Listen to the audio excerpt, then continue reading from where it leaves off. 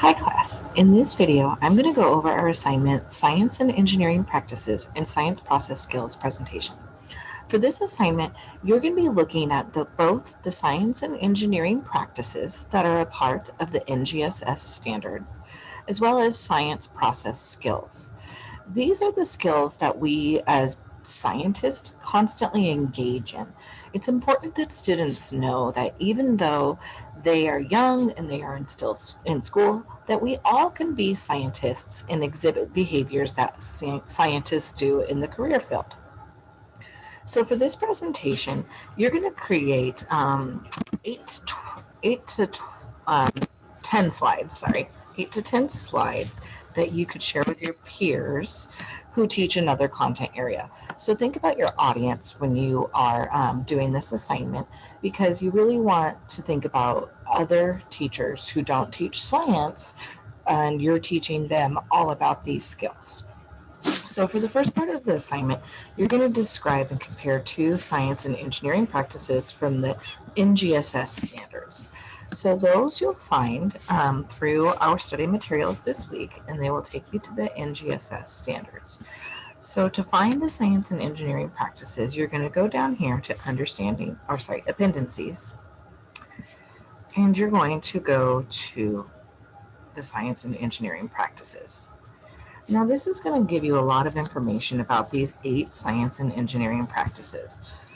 Here are the 8 practices, and they'll describe them in detail throughout this document.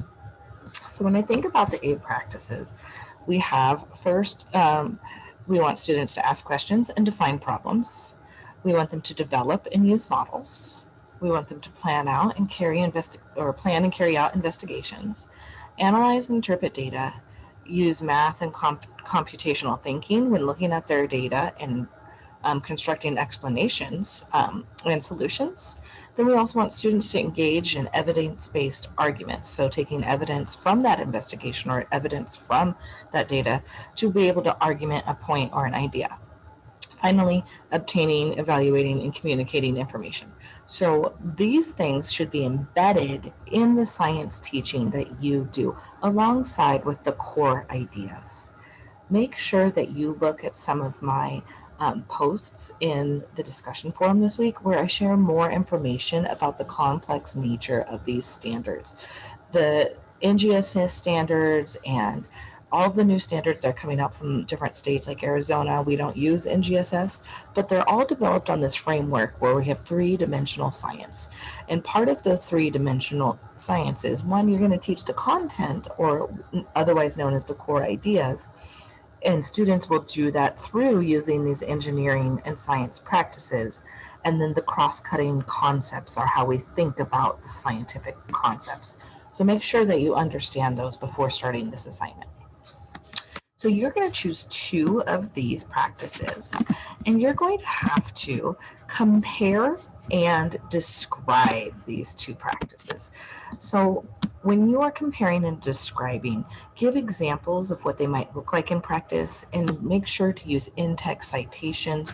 You can pull straight from this appendix to give some in-text citations on what it looks like in practice or what it means. Those will go in your speaker notes. And when you're creating your presentation, make sure on the slide you have bullet points or summarized information and more thorough explanations in your speaker notes supported with those in-text citations. After you choose the 2 science and engineering practices, you're then going to look at the scientific processes and the scientific process skills. That is found not in the standards, but that is in your study materials for the week. Here you'll find this link to the science process skills, which brings you here. You can see there are both basic science process skills in addition to integrated process skills. So do those readings, learn more about the process skills. And these are those behaviors that scientists engage in on a regular basis. Otherwise, we used to know a lot of these things as part of the scientific process, but now we don't use just the scientific process, but we use these skills. So when you're thinking about the assignment, you're going to want to choose 3 of those scientific process skills to do the same thing where you describe and compare them and you give me some examples. The last part of the assignment asks that you choose one of the practice or processes and provide a 250 to 500 word rationale why it's your favorite. If you're going to choose one of the science and engineering practices, it's really easy when you're looking at your standards to be able to find connections right in the standards. So go to the Read the Standards section on the NGSS website. Let's say I was going to teach, I teach second grade, or I wanted to look for a second grade standard. You can choose the practice right here. Let's say I'm going to use the one developing and using models. I'm going to use this for my rationale. Once I filter the standards, I can hit submit. And what it's going to bring me to is second grade standards that use this practice of developing and using models. So here I can see there are 3 different standards connections. I'm going to go ahead and pick this first one. Now, up here at the top is my standard. So we've got develop a simple model that mimics the function of an animal in dispersing or pollinating seeds.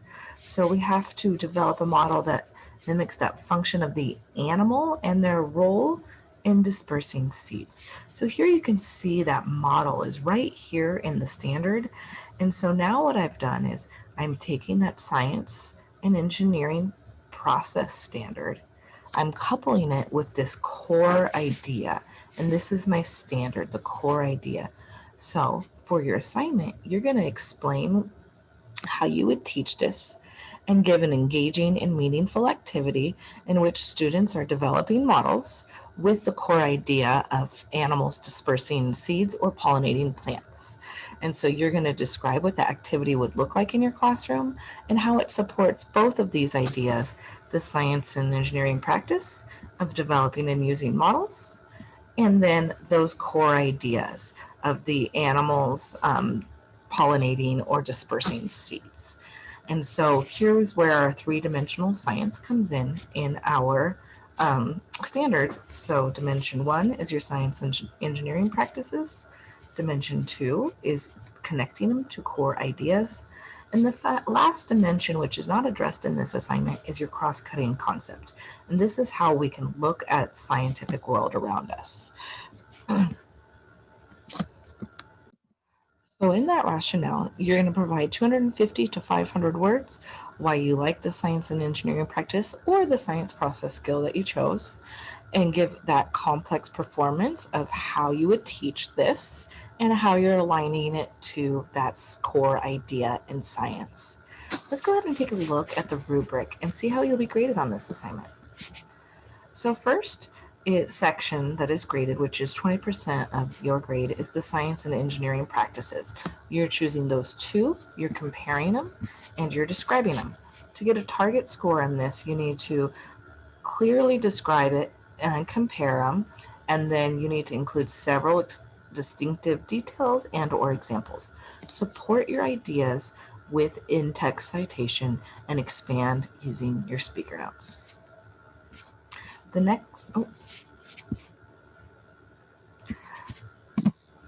next graded area is the science process skills, and this is where you're choosing 3 of them. And again, describe it clearly, compare them, and give several distinctive details and examples. The next graded area is going to be that practice or process rationale. So now you're explaining how you are connecting that practice to a core idea of science and giving an example of how you would teach it. So here you're going to clearly describe it. You're going to give a complex performance or activity or how students would engage with it, and then how you would teach it in your classroom. All of the rest of graded areas are not about the content, but more about how you present your content. So the first one is presentation content. So are you writing clear and concise? Do your ideas progress and relate to each other? Are you including questions or advanced organizers or visual aids to help support what you're trying to state? This also says that the project gives an audience of the clear sense of the main idea. So you need to make sure that when you're writing, that you're writing in a way that you understand, you're showing that you demonstrate understanding on what you are talking about and have a clear main idea. Next is your layout. In your layout, you want to make sure that you have visual appealing slides. Make sure that you have headings so I know exactly what you're talking about. Use the balance of speaker notes with the content on your slides. If the text is too small, make it larger. Make sure the background colors are easy to read, and make sure that is something that you can follow along with easily. After you have layout, we have your slide notes and research citations. So you do need to use those slide notes with in-text citations and a reference slide at the end. So we want to make sure that your slide has those slide notes and citations included. Next is your language use and audience awareness. So make sure that you're using the academic language that you see in the standards and you're learning about, as well as keeping in mind you're presenting this to other educators, but maybe in a different content area. So you want to make sure that you think about that audience as you're writing. Last two areas are documentation of sources. So are you using correct APA style throughout, and your mechanics and grammar. It's always important that you look at the rubric before submitting. That way you make sure that you've covered your assignment comprehensively. As you're completing the assignment, if you have any questions, don't hesitate to reach out.